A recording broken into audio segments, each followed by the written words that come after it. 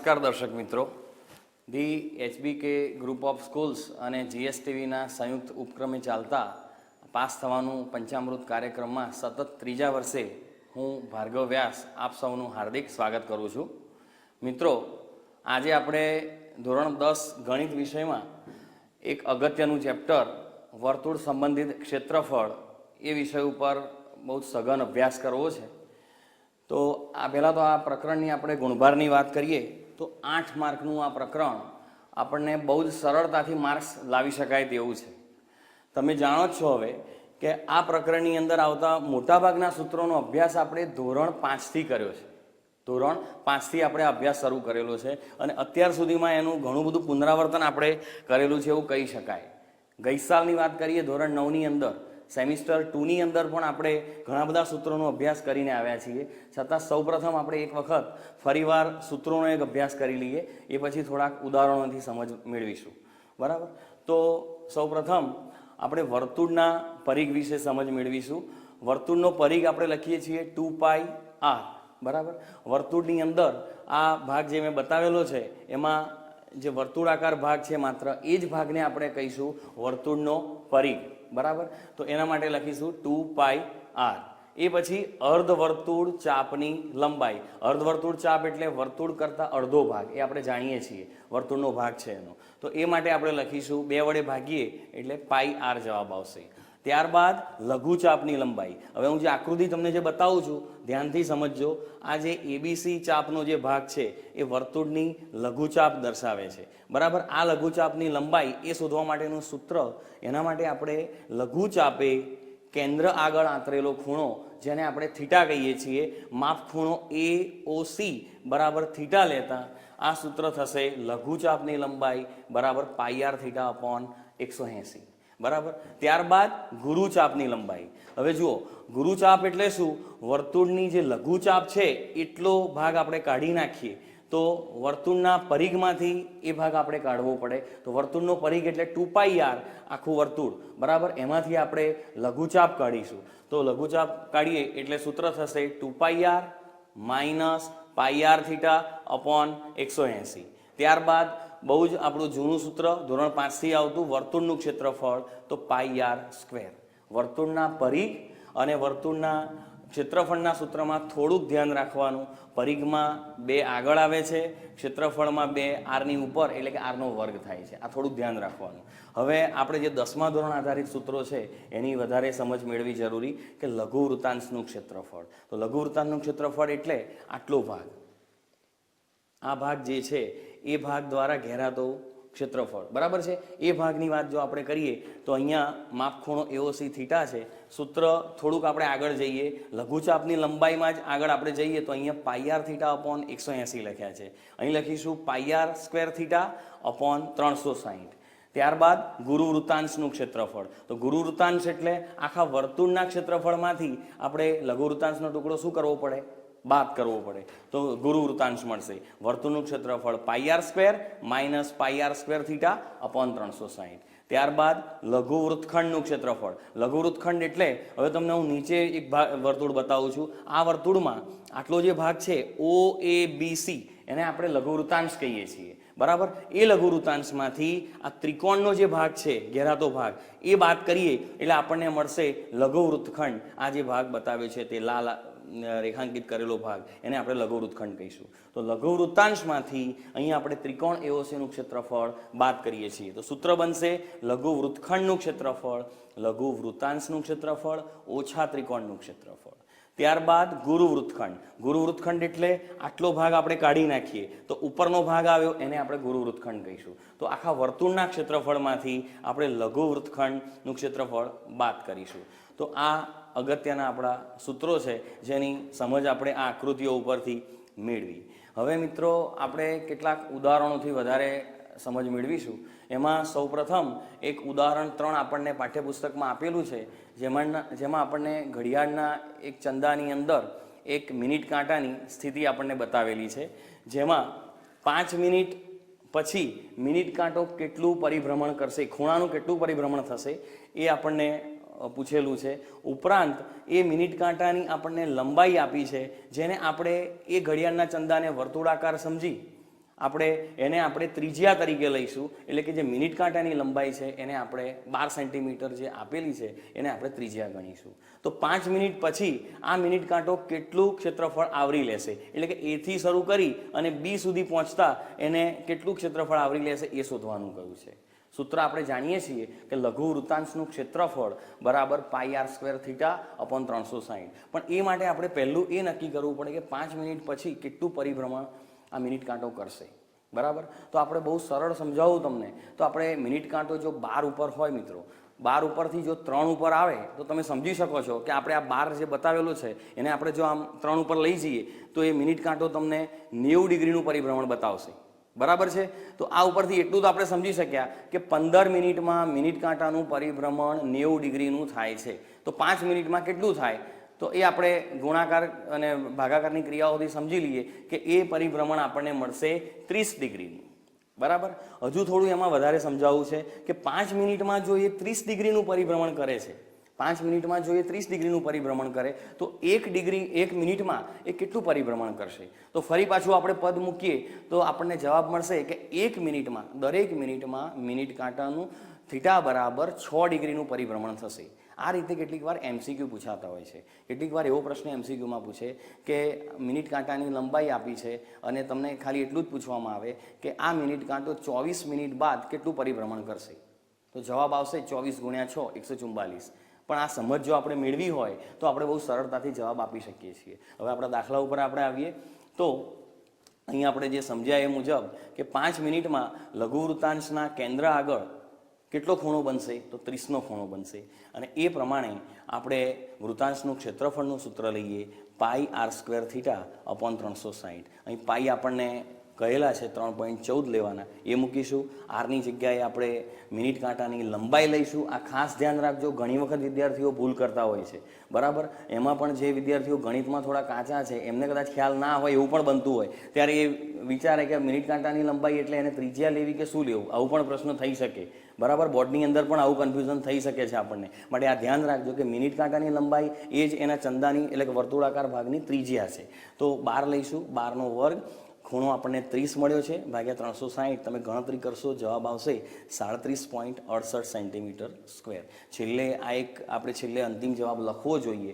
પૂરા માર્ક્સ લાવવા માટે આ બહુ જ અગત્યની બાબત છે. માત્ર આટલે આપણે લખીને મૂકી દીધું એટલે નહીં ચાલે. આપણે પ્રશ્નનો પૂરો જવાબ લખીશું. મિનિટ કાંટો 5 મિનિટમાં 37.68 સેન્ટીમીટર સ્ક્વેર જેટલું ક્ષેત્રફળ આવરી લેશે. મિત્રો, હવે આપણે સ્વાધ્યાય 13ની અંદર પ્રશ્ન નંબર 10 જોઈએ.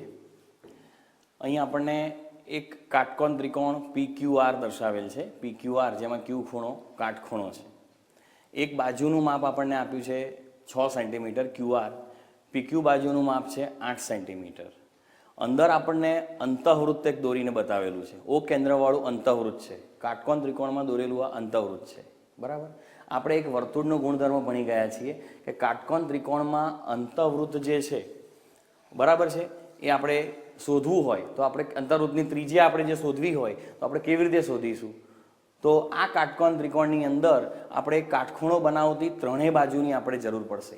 કારણ કે સૂત્ર તમે જો યાદ કરો, પ્રકરણ નંબર 11માં આપણે ભણ્યા છીએ કે કાટકોણ ત્રિકોણમાં દોરેલા અંતઃવૃત્તની ત્રિજ્યા એટલે શું, તો કાટખૂણો બનાવતી બે બાજુનો સરવાળો ઓછા કર્ણ અને ભાગ્યા 2.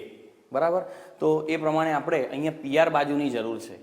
તો સૌપ્રથમ આપણે પાયથાગોરસના પ્રમેય પરથી 6, 8 બે બાજુ છે તો ત્રીજી PR શોધવા માટે પાયથાગોરસનું સૂત્ર આપણે વાપરીશું. તો આપણને PR આપણે જાણીએ જ છીએ કે 10 સેન્ટીમીટર મળે છે.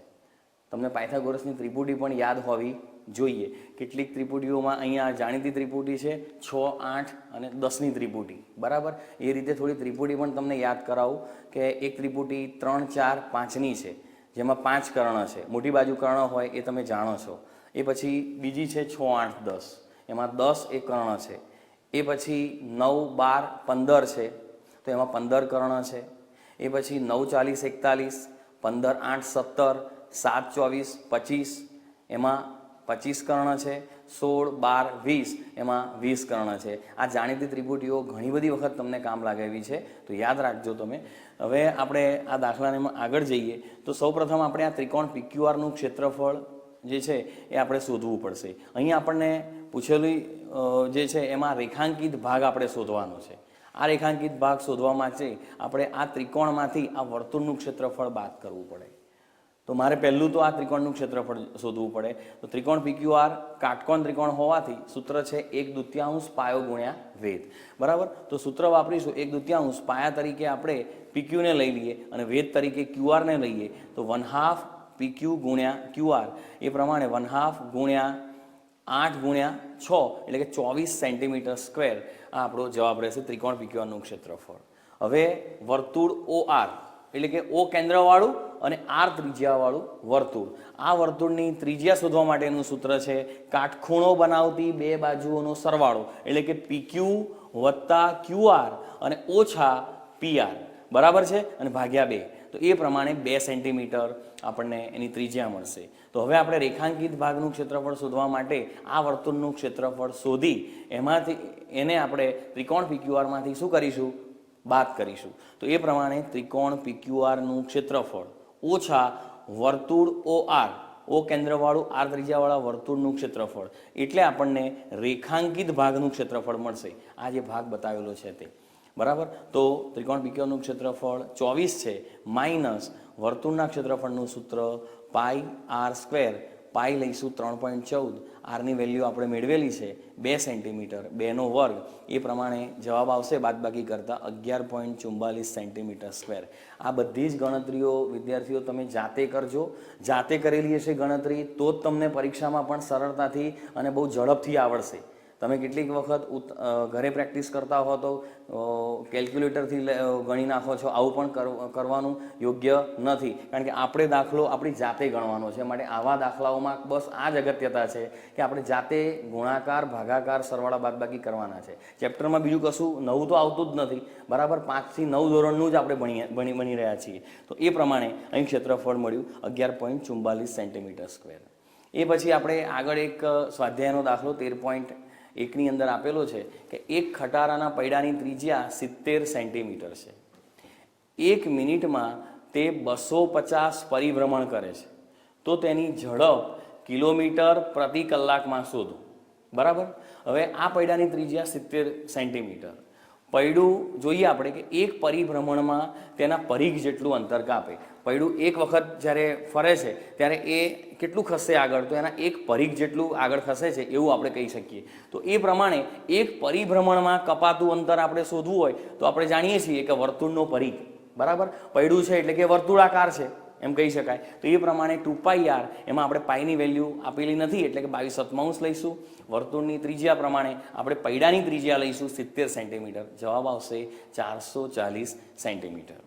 એ પછી હવે આ પૈડું કુલ 1 મિનિટમાં, ધ્યાન આપજો, બહુ સરસ દાખલો ગણાય છે. આ ઘણીવાર પૂછાયેલો દાખલો છે કે 1 મિનિટમાં 250 પરિભ્રમણ કરે છે.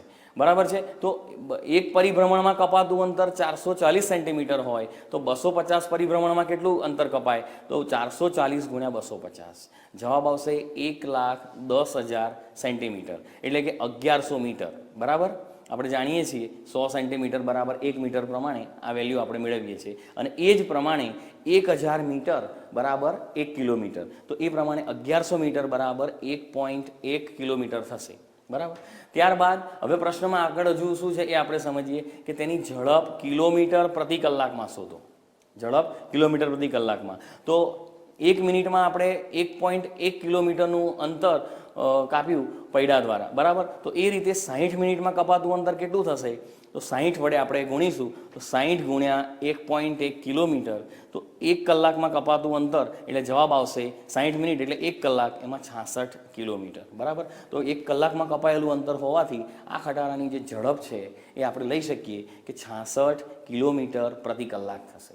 બરાબર, આગળ એક બીજું ઉદાહરણ આપણે સમજીએ. આ ઉદાહરણ ખૂબ જ અગત્યનું છે અને ઘણી બધી વખત આ દાખલો પણ સેક્શન Cની અંદર 4 માર્કમાં પૂછાતો દાખલો. બરાબર, આ મોટાભાગે આ ચેપ્ટરની અંદરથી એક દાખલો 4 માર્ક્સમાં પૂછાતો હોય છે. તો એ મુજબ જો આપણે ધારીએ તો આ દાખલાની શક્યતા ખૂબ જ રહેલી છે. ઘણીવાર પૂછાયેલી દાખલો છે આ. બરાબર, તો આપણે પહેલાં સમજીએ આકૃતિ દ્વારા કે આપણને શું આપેલું છે. તો ઉદાહરણ 4 પ્રમાણે એમાં એક વર્તુળમાં એની ત્રિજ્યા 42 સેન્ટીમીટર છે. તો OA અને OBનું માપ આપણને 42 સેન્ટીમીટર આપ્યું છે. હવે લઘુ વૃત્તાંશ બનાવેલો છે આપણને, બરાબર, અને પ્રશ્ન આપણને પૂછ્યો છે કે લઘુ વૃત્તખંડ શોધો. આ લઘુચાપે કેન્દ્ર આગળ આંતરેલો ખૂણો 120 આપેલો છે, 120નો ખૂણો આપેલો છે. હવે સૌ પ્રથમ આપણે શું કરીશું કે આને આપણે અલગ રીતે જો તારવીએ તો આપણે કેટલાક વર્તુળના ગુણધર્મોનો અભ્યાસ કરીએ તો વર્તુળના કેન્દ્રમાંથી જે લંબ દ્વિભાજક દોરવામાં આવે એ કેન્દ્ર આગળ આંતરેલો જે ખૂણો છે એનો દ્વિભાજક બને છે, બરાબર, અને એ પ્રમાણે માપ ખૂણો AOM એ 60 થશે, બરાબર, 60 આપણે લઈએ છીએ. હવે અહીં સૌપ્રથમ આપણે લઘુ વૃત્તાંશનું ક્ષેત્રફળ જોઈએ છીએ. તો લઘુ વૃત્તાંશનું ક્ષેત્રફળ શોધવા માટે આપણે 120નો ખૂણો લઈશું, બરાબર, 120નો ખૂણો. તો એ પ્રમાણે πr²θ/360, પાઈની વેલ્યુ મૂકીએ, r 42 છે, થીટા કેન્દ્ર આગળ આંતરેલો ખૂણો 120 છે, ભાગ્યા 360, જવાબ આવશે 1848 સેન્ટીમીટર સ્ક્વેર. હવે આપણે બહુ અગત્યની બાબત ઉપર જઈ રહ્યા છીએ. ત્રિકોણ OAB, એમાં OA અને OB બંને ત્રિજ્યાઓ છે, બરાબર, બંને ત્રિજ્યાઓ છે એટલે કે એક જ વર્તુળની ત્રિજ્યા એકરૂપ હોય. ઉપરાંત OM એ AB પર દોરેલો લંબ છે, વેધ છે. તો માપ ખૂણો AOMનું માપ આપણને AOB કરતાં અડધું મળે એટલે કે 60 મળશે.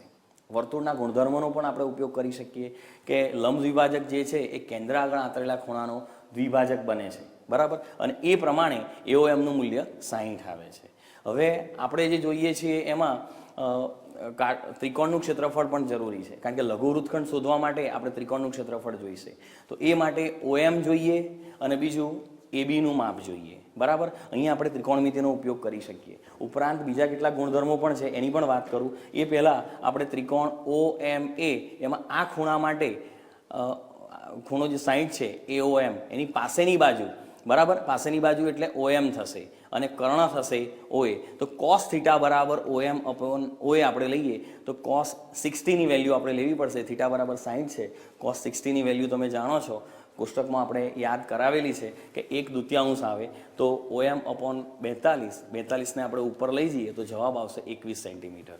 હવે આ OMનું માપ આપણને મળ્યું 21 સેન્ટીમીટર, બરાબર. અહીંયા આગળ ગુણધર્મ સાઇન ખૂણો લઈને કરેલો છે કે sin 60 કેમ આપણે લીધું તો sin 60 એટલે કે આ ખૂણો. હવે એની સામેની બાજુ તો AM થશે અને કર્ણ એટલે OA, બરાબર. એ પ્રમાણે AM/OA, OA ત્રિજ્યા આપણને 42 આપી છે, તો sin 60 બરાબર √3/2. તો AM બરાબર 42, માટે AM બરાબર જવાબ આવશે 21√3 સેન્ટીમીટર. અહીંયા થોડીક બીજી વાત કરું તમને કે આ કાટકોણ ત્રિકોણના કેટલાક મૂલ્યો શોધવા માટે આપણે ભૂમિતિનો પણ ઉપયોગ કરી શકીએ. આ ખૂણો AOM આપણને 60 આપ્યો છે, તો તમે સમજી શકો છો કે OM એ 90 છે, માટે OAMનું માપ, આ ખૂણાનું માપ, ત્રીજો ખૂણો આપણે જો 180માંથી 150 બાદ કરીએ તો 30નો ખૂણો થાય. આપણે એ સમજેલા છીએ કે કાટકોણ ત્રિકોણમાં જો કોઈ ખૂણો 30ના માપતો હોય તો એ ખૂણાની સામેની બાજુ કર્ણથી અડધી હોય છે. કેટલી હોય છે? કર્ણથી અડધી. તો અહીં આપણે ત્રિકોણમિતિની જગ્યાએ કર્ણથી અડધી એટલે કે આ કર્ણ બને તો 42 સેન્ટીમીટર ત્રિજ્યા આપણને આપેલી છે. તો એ પ્રમાણે OMનું માપ શું થશે? 21 સેન્ટીમીટર. બહુ સરળતાથી આપણે માપ આ પણ લઈ શકીએ છીએ, એ પણ તમે ધ્યાન રાખજો. હવે એ પછી અહીંયા આપણે આગળ જઈએ તો ત્રિકોણ OABનું ક્ષેત્રફળ, બરાબર. ત્રિકોણ OABનું ક્ષેત્રફળ તો 1/2 પાયો ગુણ્યા વેધ. એ પ્રમાણે અહીંયા ABનું માપ આપણે તો AB એટલે AM કરતાં બમણા, કારણ કે M એ ABનું શું થશે? મધ્યબિંદુ. વર્તુળના કેન્દ્રમાંથી વર્તુળની જીવા ઉપર દોરેલો લંબ તે જીવાને દુભાગે છે. એ મુજબ આપણે જાણીએ છીએ કે AM કરતાં બમણા AB થશે, એટલે કે ABનું માપ આવશે 42√3 સેન્ટીમીટર. હવે ત્રિકોણનું ક્ષેત્રફળ બહુ સરળતાથી મળશે, 1/2 પાયો AB ગુણ્યા વેધ OM. તો એ પ્રમાણે 1/2 AB એટલે કે આપણે આપેલા છે 42√3 અને OM એટલે 21 આપણે શોધ્યા તે. એ મુજબ 441√3 સેન્ટીમીટર સ્ક્વેર. હવે આપણે છેલ્લે શોધવાનું રહેશે લઘુ વૃત્તખંડનું ક્ષેત્રફળ. આટલો ભાગ મિત્રો ધ્યાન રાખજો. તો આપણે હમણાં જ એક દાખલામાં કામ પૂરું કર્યું છે કે લઘુ વૃત્તાંશનું ક્ષેત્રફળ, બરાબર. લઘુ વૃત્તાંશનું ક્ષેત્રફળ તો એ પ્રમાણે લઘુ વૃત્તાંશનું ક્ષેત્રફળ એટલે OACBનું ક્ષેત્રફળ. એમાંથી આપણે ત્રિકોણ OABનું ક્ષેત્રફળ બાદ કરવું પડે અને એ મુજબ આપણને લઘુ વૃત્તાંશનું ક્ષેત્રફળમાંથી ત્રિકોણ બાદ કરીએ તો 1848 ઓછા 441 √3 સેન્ટીમીટર સ્ક્વેર આ આપણને જવાબ મળશે. મિત્રો, હવે આપણે એક ઉદાહરણ 9 પાઠ્યપુસ્તકમાં જે આપેલું છે એ ખૂબ જ અગત્યનું ગણાય, તો એ ઉદાહરણને આપણે સમજીએ. અને આ અગત્યનું છે એટલે ખાસ ધ્યાન રાખજો કે આકૃતિ એની વધારે જટિલ બનાવેલી છે, બરાબર, માટે વધારે અગત્યનું છે સમજવામાં. તો આપણે પહેલાં સમજીએ કે એક ચોરસ આપણને ભાગ આપેલો છે. એ ચોરસ ભાગમાં આપણે જોઈએ તો અર્ધવર્તુળો દર્શાવેલા છે, બરાબર. અહીંયા આપણને AB વ્યાસ અને એના દ્વારા જે વર્તુળ છે અર્ધવર્તુળ બતાવેલું છે. એ જ રીતે BC, CD અને DA જે બાજુઓ છે એ મુજબ અહીંયા કુલ 4 અર્ધવર્તુળ દર્શાવેલા છે, બરાબર. એ 4 અર્ધવર્તુળનો જે ભાગ છે એના અંદરના ભાગને રેખાંકિત કરેલું છે 4 ભાગમાં. એ સિવાય 1, 2, 3 અને 4 આ ભાગ રેખાંકિત સિવાયનો ભાગ છે, બરાબર, અથવા તો બિન છાયાંકિત ભાગ શબ્દ આપણને વાપરેલો છે. આ છાયાંકિત ભાગ છે, આ બિન છાયાંકિત ભાગ છે, બરાબર. આ બિન છાયાંકિત ભાગનું આપણને ક્ષેત્રફળ શોધવાનું કહ્યું છે. સીધી આકૃતિમાંથી સમજ પડે એવા દાખલાઓ તો મોટાભાગે આપણે આવડી જતા હોય, પણ આ દાખલાની અંદર ઘણી બધી મૂંઝવણ વિદ્યાર્થીઓ અનુભવતા હોય છે. તો એના માટે આપણે સમજીએ કે આ દાખલાને કેવી રીતે સોલ્વ કરીશું આપણે, બરાબર. તો સૌપ્રથમ આપણે જાણીએ છીએ કે ચોરસ ABCD જે છે એની લંબાઈ આપણને 14 સેન્ટીમીટર લખેલી છે, અને એ પ્રમાણે એ 14 સેન્ટીમીટર મુજબ એનું ક્ષેત્રફળ જો પહેલું આપણે શોધીએ તો L² ક્ષેત્રફળ એટલે તો 14 નો વર્ગ 196 સેન્ટીમીટર સ્ક્વેર થશે, બરાબર.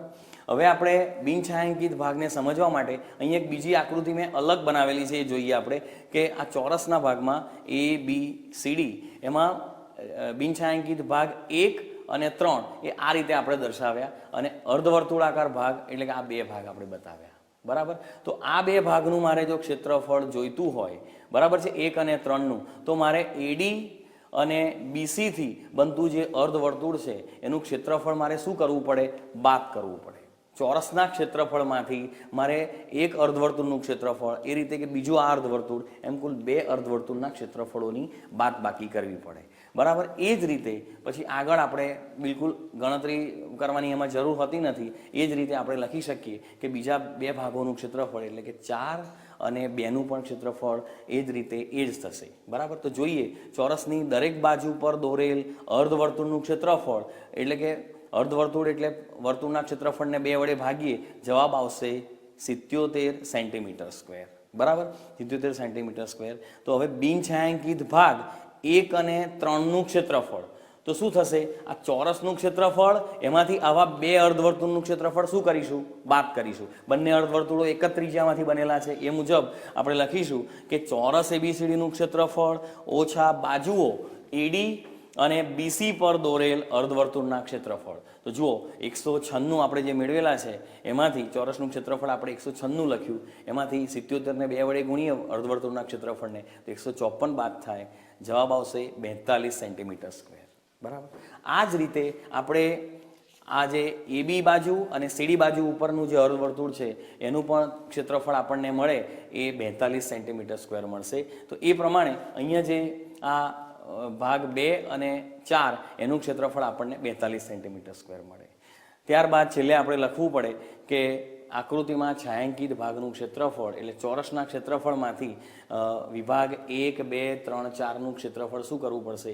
બાદ કરવું પડે. તો 196 ઓછા 42 વત્તા 42 એટલે 84, અને જવાબ આવશે 112 સેન્ટીમીટર સ્ક્વેર.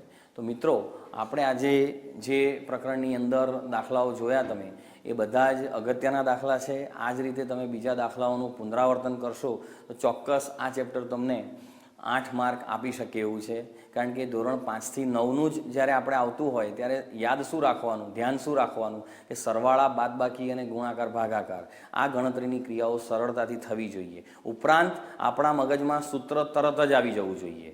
કોઈ પણ આકાર આપણને આપ્યો હોય, લઘુવૃત્તાંશ આપે એટલે તરત જ આપણા મગજમાંથી નીકળવું જોઈએ πr²θ/360, બરાબર. લઘુચાપની લંબાઈ આવે તો તરત જ આપણે કહી દેવું જોઈએ કે πr²θ/180, બરાબર. તો એ મુજબ તમે જો તૈયારી કરશો તો ચોક્કસ બહુ સારું પરિણામ તમે લાવી શકશો.